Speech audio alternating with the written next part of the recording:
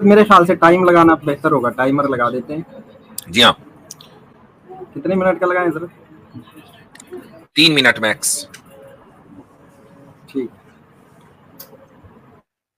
جی السلام علیکم مفتی صاحب. وعلیکم السلام ورحمۃ اللہ. جی میرا سوال تھا وہ سیٹینک ورسز کو لے کر. وہ میں ایک کتاب پڑھ رہا تھا, دا فرسٹ مسلم, ایک مطلب غیر مسلم کا لکھا ہے کتاب.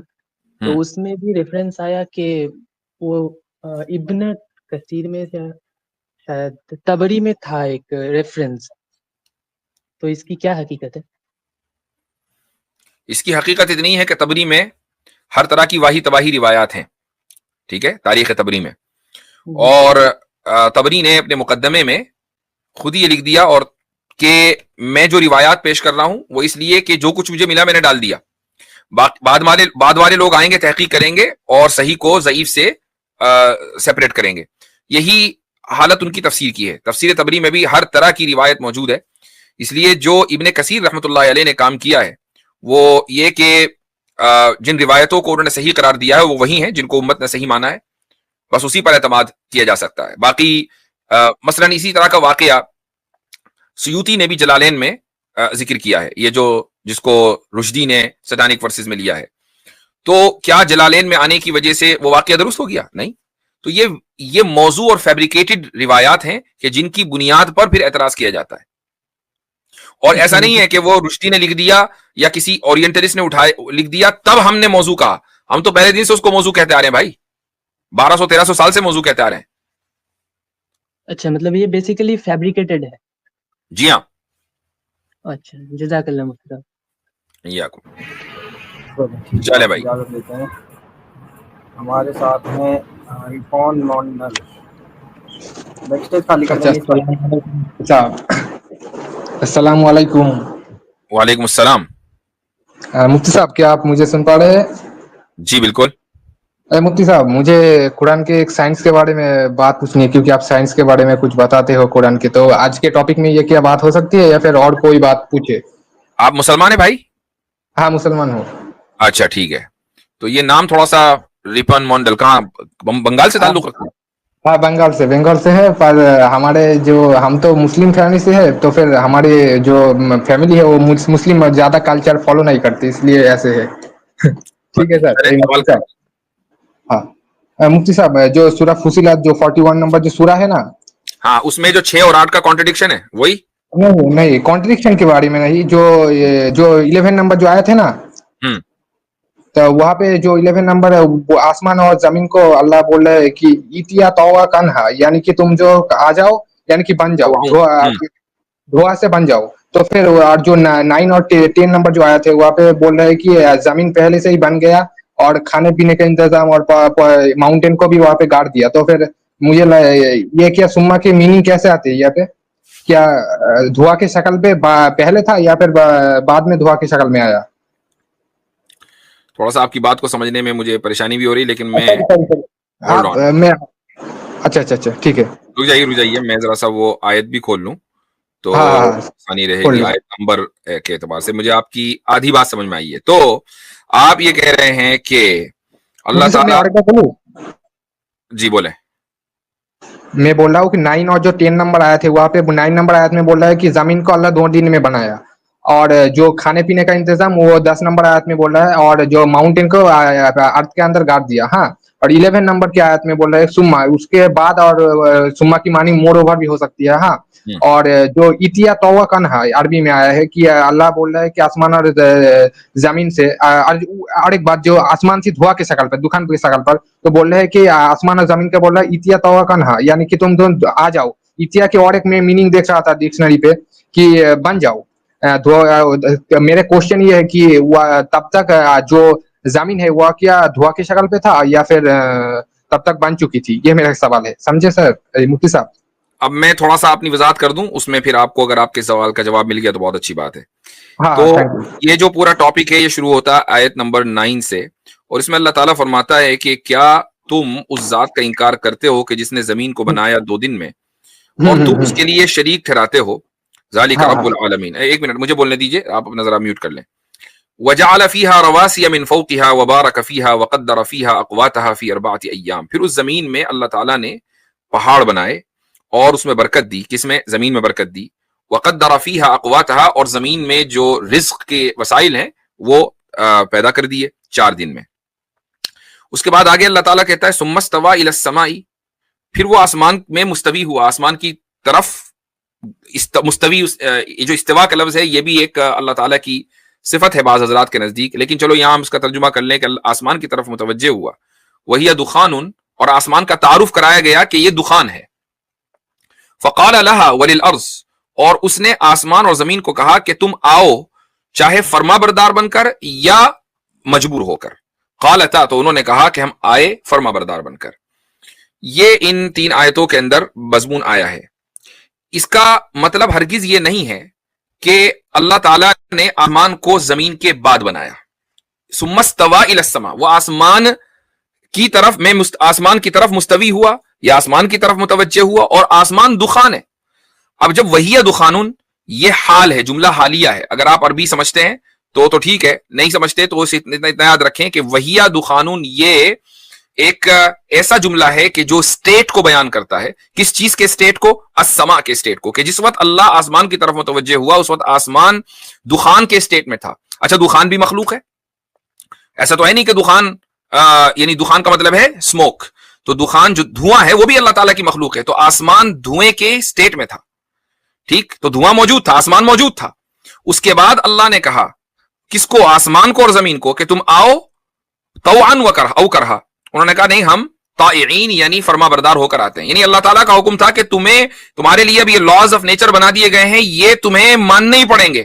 تم خود مانو نہ مانو لیکن تمہارے اوپر یہ انفورس ہوں گے. انہوں نے کہا کہ نہیں، ہم مانتے ہیں. یہ اس آیت کا مطلب ہے. تو اس میں کہاں آپ کو مسئلہ نظر آیا؟ مفتی صاحب میرا کوشچن یہ ہے کہ آسمان دھواں کے شکل پہ کیا زمین بھی اس وقت تھا؟ اس آیت میں عربی میں کیا لفظ آ رہی ہے؟ کیا آسمان اور زمین دونوں ہی دخان کے شکل پہ تھا یا پھر نہیں، ایسا کچھ نہیں ہے. ایسا کچھ نہیں ہے کہ آسمان دونوں دھوئیں کی شکل میں تھے. دھوئیں کا وہی دخان، دھواں کا لفظ صرف آسمان کے لیے استعمال ہوا ہے، زمین کے لیے استعمال نہیں ہوا. اب آسمان کو کس وقت بنایا، زمین کو پہلے بنایا کہ آسمان کو؟ اس آیت میں اس کا کوئی تذکرہ نہیں ہے. جو آیت سے سمجھ میں آتا ہے وہ یہ آتا ہے کہ آسمان پہلے سے موجود تھا دخان کی شکل میں، تب زمین بنی. اچھا، تھینک یو مفتی صاحب، تھینک یو. چلیں، مجھے سمجھ آیا، الحمدللہ. ٹھیک ہے، بیک اسٹیج خالی کر دیں. قوامن. السلام علیکم مفتی صاحب. السلام. قوامون. السلام علیکم جی جی جی مفتی صاحب، میرے کو بخاری کی حدیث اسرائیلی روایت مل گئی 3399. کیا بولا آپ نے؟ ہاں، بخاری کی حدیث اسرائیلی روایت لگ رہی ہے. بخاری میں آپ کو اسرائیلی روایت مل گئی ہے 3399. اچھا جی، بہت اچھی بات ہے، زبردست ڈسکوری، ماشاء اللہ. جی، اب اس میں کیا کرنا؟ حدیث میں ہے کہ بنی اسرائیل نہ ہوتے تو گوشت نہ سڑتا، اور حوا نہ ہوتی تو کوئی عورت اپنے شوہر کو دھوکہ نہ دیتی. تو اس پہ میرے 3-4 پوائنٹس ہیں. 1 منٹ رک جائیے ذرا سا، جسٹ اے سیکنڈ. اچھا جی، جی، بنو اسرائیل نہ ہوتے، لولا بنو اسرائیل لم یخنز اللحم ولولا حواء لم تخن انثى زوجها الدهر. جی، تو اس میں کیا مسئلہ ہے آپ کا؟ جی، پہلے جو اس کا جملہ ہے کہ بنی اسرائیل نہ ہوتے تو گوشت نہ سڑتا، اس میں ایک تو 2 چیزیں وہ آتی ہیں، کافی سارے، لیکن ٹائم کی وجہ سے 2 بتا دیتے ہیں. ایک جی، گوشت کرنے کا جو ڈیکینگ کا پروسیس ہوتا ہے، ڈائجیشن کا سیم ہوتا ہے، بیکٹیریا سے ہوتا ہے. تو اس سے پہلے لوگ میٹ کیسے ڈائجسٹ کرتے تھے اگر وہ سڑتا نہیں تھا. اور قرآن میں یہ ملتا ہے کہ ابراہیم علیہ السلام نے فرشتوں کے لیے گائے کو بنا کے دیا تھا. تو بنی اسرائیل سے پہلے کی بات ہے. تو ایک یہ ہوگا کہ میٹ وہ کیسے ڈائجسٹ کرتے تھے لوگ. اوکے، اور دوسرا ہے پہلے اس کو لے لیں. یہاں دیکھیں، عربی زبان نہ جاننے کی وجہ سے ایک بڑا مسئلہ یہ ہوتا ہے کہ ہم اگر خالی اردو پہ ریلائے کرتے ہیں تو بہت سی مرتبہ شک کا شکار ہو جاتے ہیں. یہ جو الفاظ ہیں حدیث کے کہ لولا بنو اسرائیل لم یخنز اللحم، کہ اگر بنو اسرائیل نہ ہوتے تو گوشت نہ سڑتا. ترجمہ کرنے والے نے تو گوشت لکھا اور آگے نکل لیا. وہ اس نے یہ نہیں دیکھا کہ بھائی قوامون بھی آئیں گے اور بھی بہت سارے لوگ آئیں گے، وہ کیسے سمجھیں گے اس کو.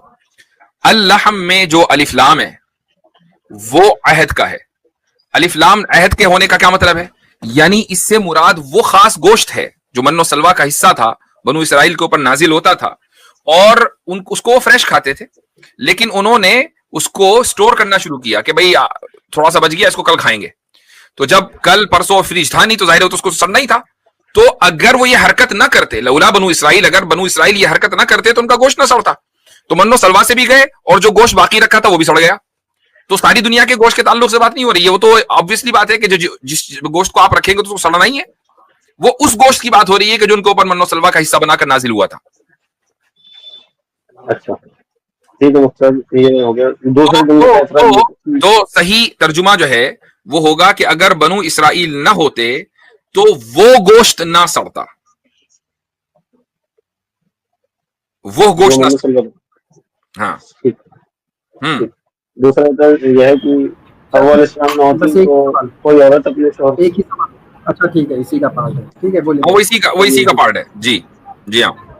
اگر حوا علیہ السلام نہ ہوتی تو کوئی عورت اپنے شوہر کو دھوکہ نہ دیتی. تو دھوکہ تو کوئی بایولوجیکل یا وہ ہے نہیں ہے، ایکوائرڈ ٹریٹ ہے، لائف میں ہم اچیو کرتے ہیں. تو یہ انہیریٹ کیسے ہو گیا؟ مطلب کوئی عورت نہیں دیتی، حوا علیہ السلام سے سب عورتیں آئی ہیں، تو یہ حدیث سے ایسے لگ رہا ہے کہ ایکوائرڈ ٹریٹ یہ انہیریٹ ہو گیا. جبکہ آگسٹ ویسمین نے ڈسپروو کر رکھا ہے، انہوں نے 22 فیٹل کاٹی کرتے. اچھا دیکھیں، سب سے پہلی بات تو یہ ہے کہ حضرت حوا کی یہاں پر خیانت کہہ لیں یا دھوکہ، خیانت یعنی عربی زبان کا لفظ ہے. دھوکے سے کیا مراد ہے؟ لم تخن کا لفظ ہے نا، تو خیانت سے نکلا ہے. وہ اس سے کیا مراد ہے؟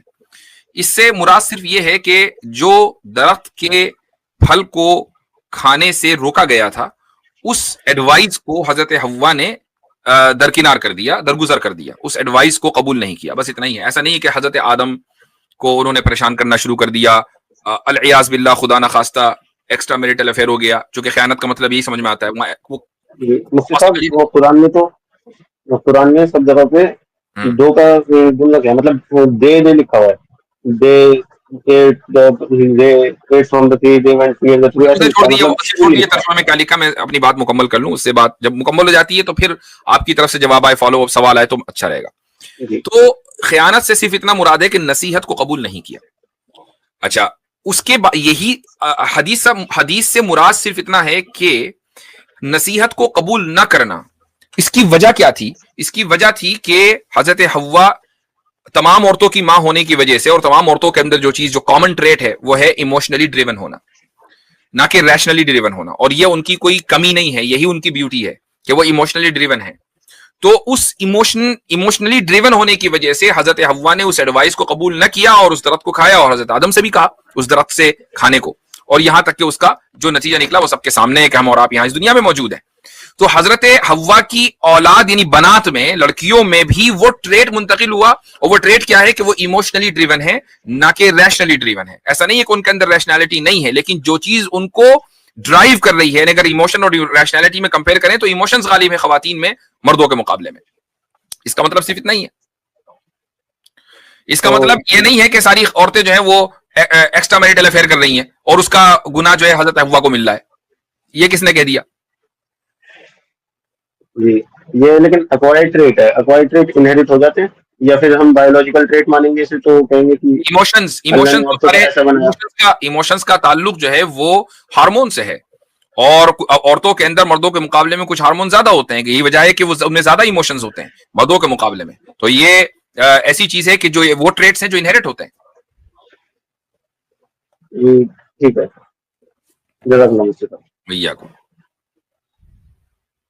سبق پھر پڑھ صداقت کا، عدالت کا، شجاعت کا، لیا جائے گا تجھ سے کام دنیا کی امامت کا.